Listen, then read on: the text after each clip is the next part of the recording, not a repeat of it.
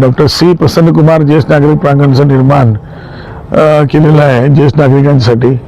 हा जवळपास एक अर्धा एकरच्या ह्याच्यामध्ये हे निर्माण केलेलं आहे। या वयामध्ये ज्यांनी ज्या पद्धतीचे खेळ त्यांना आवश्यकता आहेत त्या आवश्यकता अनुसार आम्ही तिथे खेळ कॅरम असेल, चेस असेल, बिलियर्ड्स असतील, नंतर सापशिडी असेल, त्याचबरोबर टेबल टेनिस असेल, बॅडमिंटन असेल, असं सगळं आम्ही तिथं उपलब्ध करून दिलेलं आहे।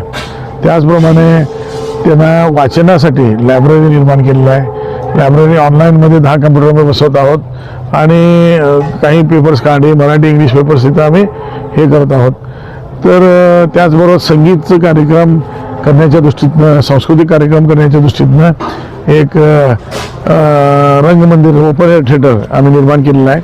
ते जवळपास 200 लोक ॲट ए टाईम त्या कार्यक्रमामध्ये उपस्थित होऊ शकतात। आणि त्याचबरोबर संगीत सराव करण्याच्या दृष्टीतनं आम्ही गिटार आहे, तिथं तबला आहेत, हार्मोनियम आहेत, माउथ ऑर्गन आहे, नंतर अनेक संगीतवाद्य जवळपास 20 ते 25 संगीतवाद्य आहेत तिथं।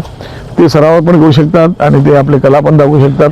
प्रत्येक आठवड्याला एक सांस्कृतिक कार्यक्रम होऊ शकतो होता, हास्योत्सव असेल, संगीतोत्सव असतील। इथले सिनियर सिटीजन पण म्हणजे ज्येष्ठ नागरिक पण करू शकतात, नाहीतर बाहेरचे येऊन कार्यक्रम करू पण शकतात। तर हे प्रांगण तुम्ही बघितल्यानंतर तुम्हाला समजेल। त्याचबरोबर सांस्कृतिक कार्यक्रमाच्या बरोबर योगाचं पण तिथं हे केलेलं आहे। योगासुद्धा दररोज त्यांनी हे करू शकतात। आणि ओपन जिमसुद्धा आहे आणि उसाबरी कट्टा आहे सगळ्यात महत्त्वाचं म्हणजे। तर या अनेक गोष्टी आहेत त्याच्यामध्ये। तर एकदा सकाळी 9 वाजता आले कॅन्टीनसुद्धा आहे। सकाळी आलं की त्यांनी इथं नाश्ता, दुपारचं जेवण, संध्याकाळचं नाश्ता करून त्यांनी घरात जाऊ शकतात। सकाळी 9 ते रात्री 9 पर्यंत त्यांनी इथं आपले समय व्यतीत करू शकतात, असं या पद्धतीचं केलेलं आहे। अजून अनेक गोष्टी करायच्या आहेत। जे ज्येष्ठ नागरिक जसं जसं इथं या ह्याच्यामध्ये भाग घेतात त्यांचे सगळे अनुभव आणि त्यांच्या सूचना ऐकून आणि सुद्धा काही आम्ही ह्याच्यामध्ये आणि काही डेव्हलपमेंट करणार आहोत।